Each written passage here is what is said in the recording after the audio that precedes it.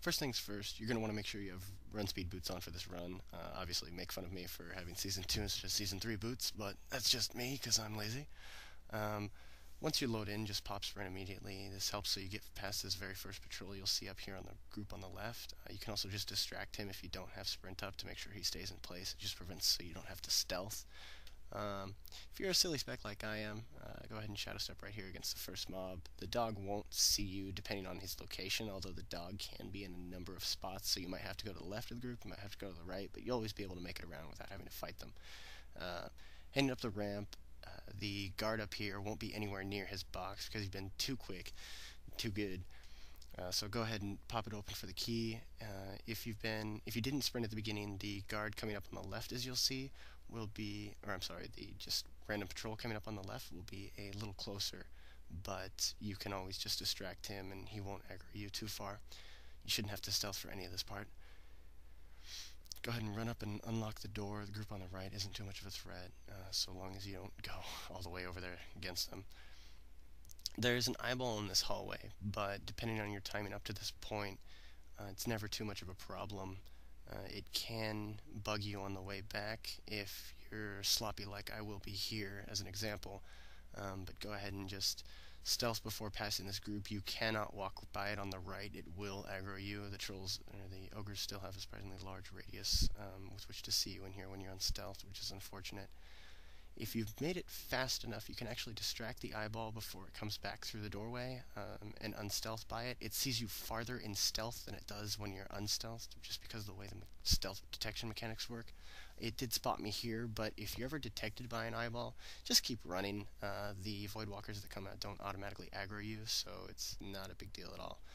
Sometimes that spider on the right there will aggro you if you're not far up enough against the wall. If it does, just vanish. I never fight the group. It's just a big waste of time, and it's even a bigger waste stealthing through them. Going up the ramp here is kind of the boring part. There's not really too many opportunities to unstealth or make anything quick of this. What you can do is, once you're past the group on the second stairway up here, you have just enough time to unstealth before reaching the group by the doorway, which you'll see me do in just a moment. Right here.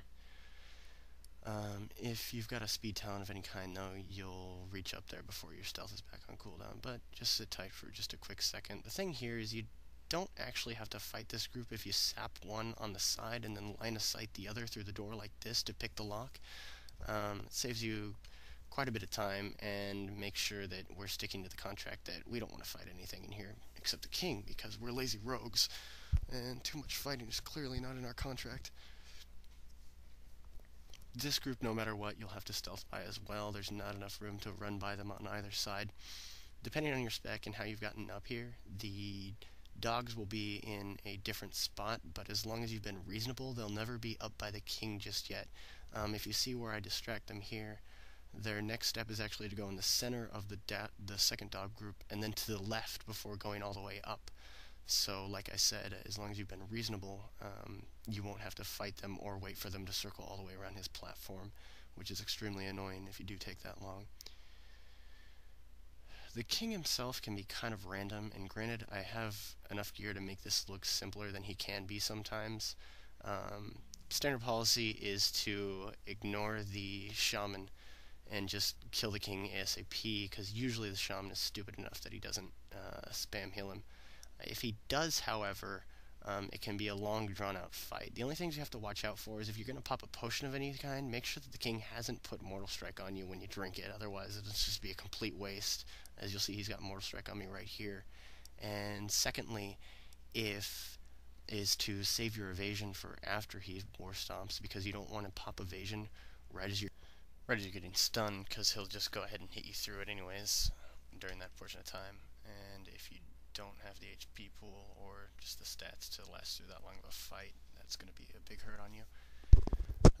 From here on, it's pretty much just the exit.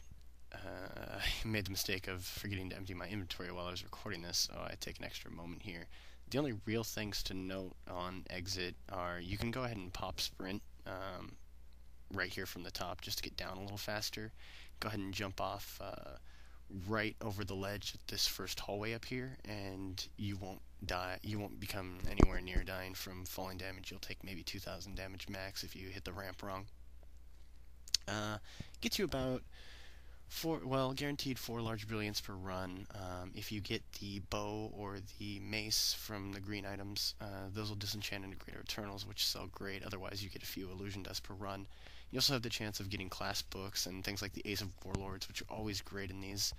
Um, and you get to do this total of 5 times in each hour. You'll have maybe 5 to 10 minutes downtime, depending on how fast you did these runs. Meaning you'll have about 20 large brilliants, and then a class book if you're lucky, an ace if you're lucky, and all that great stuff. Actually giving you somewhere closer to around 200 gold an hour, just for being a disenchanter and for being a rogue. As soon as you've popped sprint right here, like I mentioned, go ahead and pop prep as well, because the run itself on average is about 10 minutes from start to finish, including the exit. So prep will be back up at this spot just about on time for when you go ahead and repeat the process. I'm just going to let it play out here to the jump off, just so you can see where I mentioned just to jump off for getting down as fast as possible. If you need to, you can always just go to the vendor, remember, by the crescent door at the entrance as well, to go ahead and unload some of the food or things, which actually sell for about 40 silver a stack. So you don't have to go wasting that while you're up here if you plan on farming for a good few hours. It's a great way. I like this method mostly because you don't have to compete with people for anything like spawns, drops, anything like that. And it stays consistent above all else.